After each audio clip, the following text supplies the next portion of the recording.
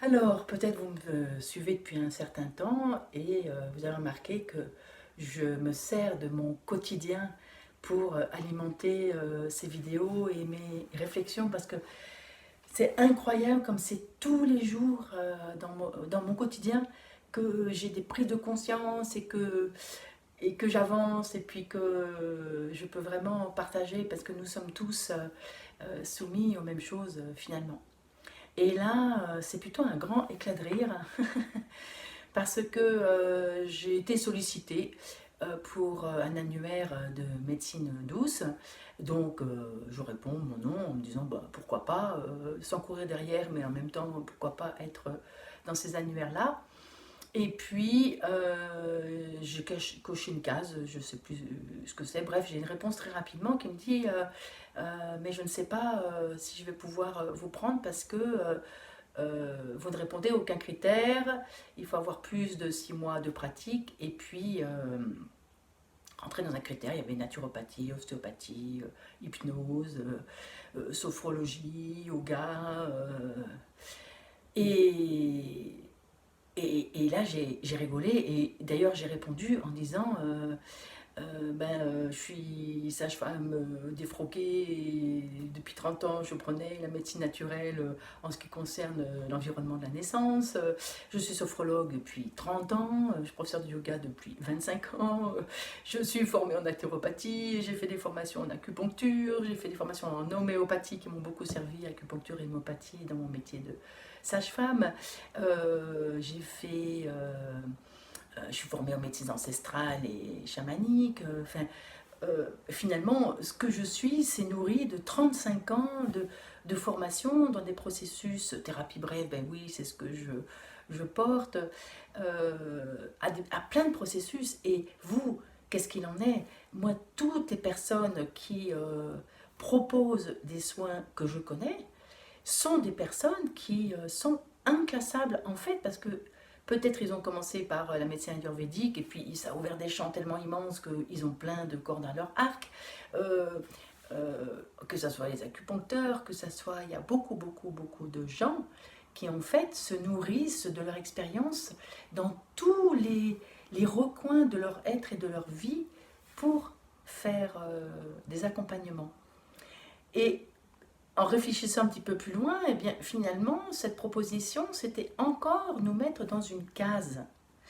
Euh, la médecine allopathique, finalement, si vous réfléchissez bien, elle nous découpe en morceaux. Ben, il y a l'ophtalmo, il y a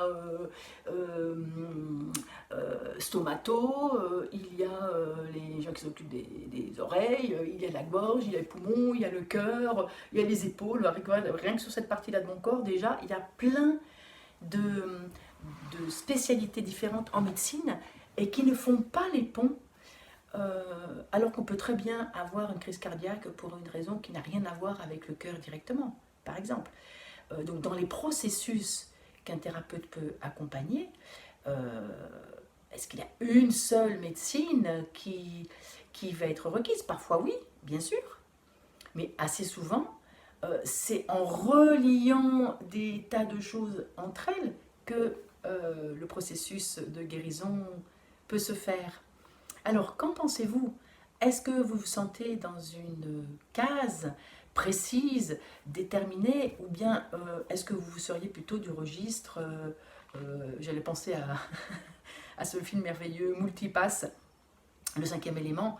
D'ailleurs, dans ce film, on voit bien que plein de choses sont reliées et que parfois c'est difficile de voir exactement la source d'un processus. Un acupuncteur peut utiliser des aiguilles et en fait c'est parce qu'il a une espèce de compréhension ailleurs que, bien sûr, il a appris, mais avec l'expérience, ça va aller beaucoup plus loin.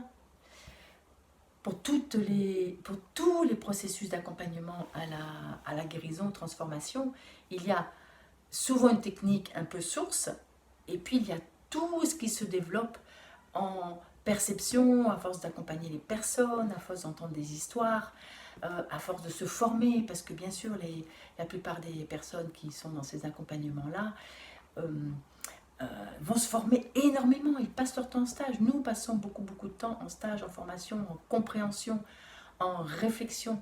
les vraies personnes profondément qui accompagnent la guérison, c'est une passion. Donc c'est inclassable. Alors je ne suis pas du tout dans la critique de la personne, je suis plutôt dans la réflexion, parce que si je ne rentre pas dans ces cases, c'est pas du tout un problème. Je ne suis jamais rentrée dans aucune case apparemment, donc je vais continuer mon chemin inclassable. C'est surtout ce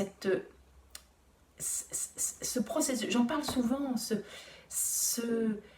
est-ce que c'est possible de rentrer dans une case puisque nous sommes tous uniques, singuliers, différents, et que nous avons tous à créer tout l'écosystème de notre singularité. Et vous, votre écosystème, où il en est? Alors partagez-moi vos réflexions, n'hésitez pas à me contacter si vous avez envie d'aller plus loin, parce que c'est vrai que quand ça vibre, quelque chose qui vibre, c'est souvent là qu'on peut aller plus loin. Et puis, parlez-moi de vos expériences, partageons nos différents talents, nos talents atypiques, nos déformatages, le fait que tout est en lien et que rien n'est séparé. Rien n'est séparé. Ça, je peux l'affirmer. Alors, merci de vos commentaires, merci de vos partages, merci de vos likes, mais surtout, si vous pouvez vous exprimer, ça m'intéresse beaucoup, ça me fait grandir, et ça fait grandir ce que j'accompagne.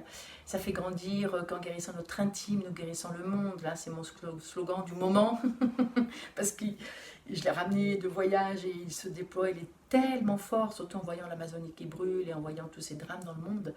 La première terre que nous pouvons guérir, c'est la nôtre, et elle n'est pas dans une case. Peut-être, il n'y a certainement pas une seule case pour pouvoir nous guérir dans nos êtres profonds. Voilà mon partage du jour. Anne, femme sage, j'accompagne donc la guérison de l'intime, architecte du désir et bien plus encore. À bientôt.